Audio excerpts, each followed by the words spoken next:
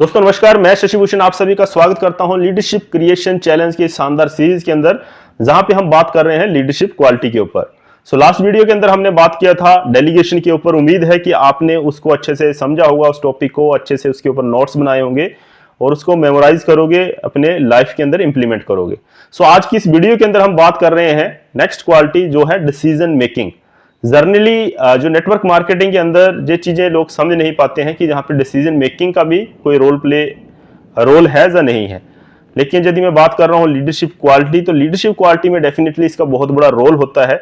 और हमें हर रोज daily life के अंदर, डेली रूटीन के अंदर छोटे छोटे बहुत से ऐसे निर्णय लेने होते हैं और एक लीडर ही जो चीजें अच्छे से कर सकता है। तो डिसीजन आपको क्या चीजें यहाँ पे लेनी होती हैं कि जहाँ पे यार मैं कहाँ पे मीटिंग करूं, है ना, किस लीडर का मीटिंग करूं। एक लीडर का कॉल आ गया, फिर दूसरे का भी आ गया, कहाँ पे मुझे मीटिंग करनी है। तो ये छोटे छोटे डिसीजन होते हैं, तो ये चीजें हमें लेनी पड़ती हैं। जो लीडर जो होगा डिसीजन मेकिंग में परफेक्ट होगा, स्किल्ड होगा, वही ये निर्णय परफेक्टली कॉन्फिडेंस के साथ ले पाएगा। और डिसीजन मेकिंग के अंदर आपको क्विक डिसीजन लेने होते हैं, क्योंकि जर्नली हमारी डेली लाइफ में इतना समय नहीं होता है कि मुझे 1 घंटा मिल गया और सोचते हैं, देखते हैं, बताता हूं। ये सब चीजें जहां पे नहीं चल पाएंगी, हमें क्विक डिसीजन लेने होते हैं।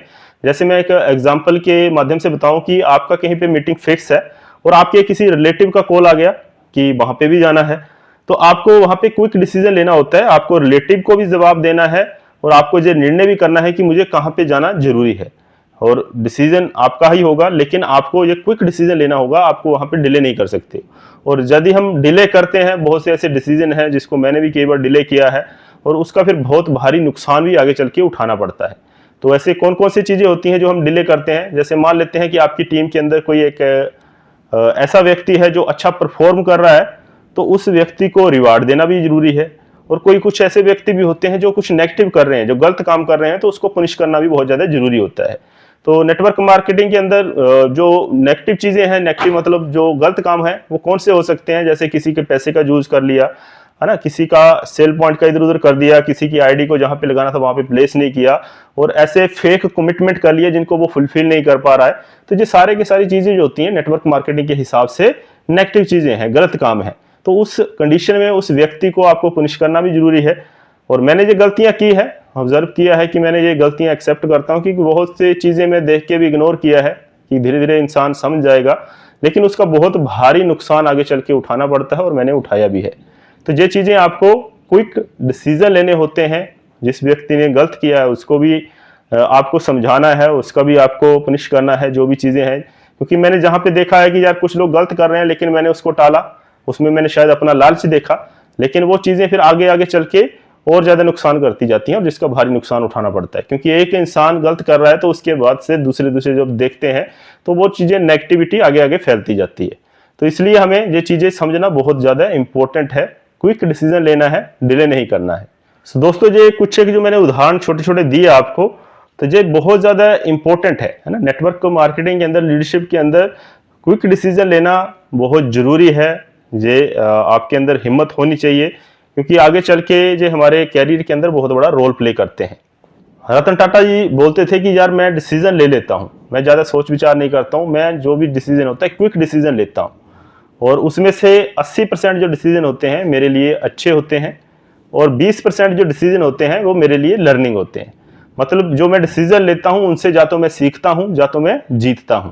तो डिसीजन कोई भी गलत नहीं होता, लेकिन क्विक डिसीजन लेना बहुत ज्यादा जरूरी है। जो रतन टाटा जी के शब्द हैं जहाँ पे। बाकी जहां पे छोटे छोटे डिसीजन के अलावा मैं कुछ बड़े डिसीजनों की बात करूं, तो कुछ एक कंडीशन में आपको, वो डेली बेसिस पे तो नहीं होते हैं, लेकिन कभी कभी बड़े डिसीजन लेने होते हैं।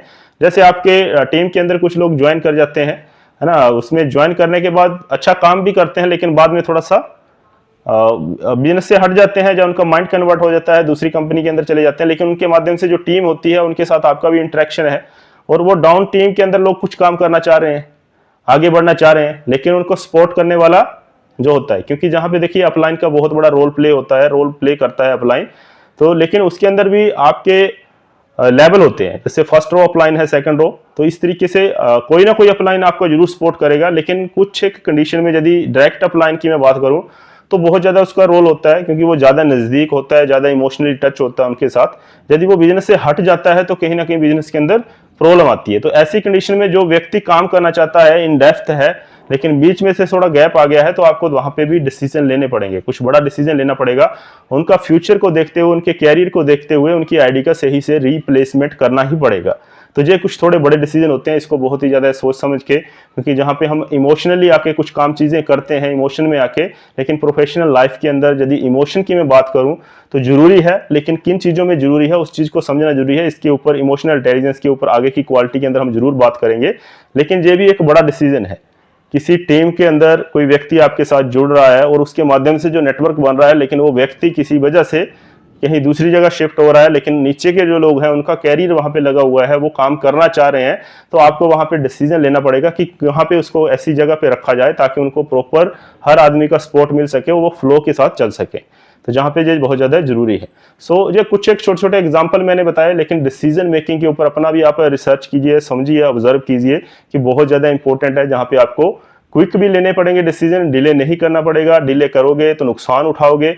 और अभी आपको क्या है, अपने आप को नंबर देने हैं आउट ऑफ 10 कि आप कितना क्विक डिसीजन लेते हैं।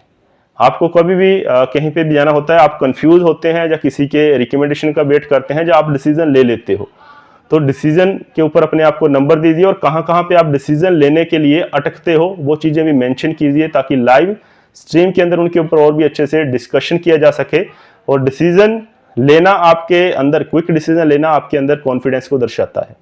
जो व्यक्ति क्विक डिसीजन लेता है वो कहीं ना कहीं उसका कॉन्फिडेंस दिखता है, और जो लोग कंफ्यूजन में रहते हैं वो कहीं पे भी पहुंच नहीं पाते हैं, सोचते हैं, बताते हैं, ऐसे चीज़ें लटकाते रहता है, तो वो बंदा कॉन्फिडेंट नहीं है। आपको ये वीडियो कैसा लगा कमेंट बॉक्स के अंदर लिखें और साथ साथ अपने आप को नंबर दें।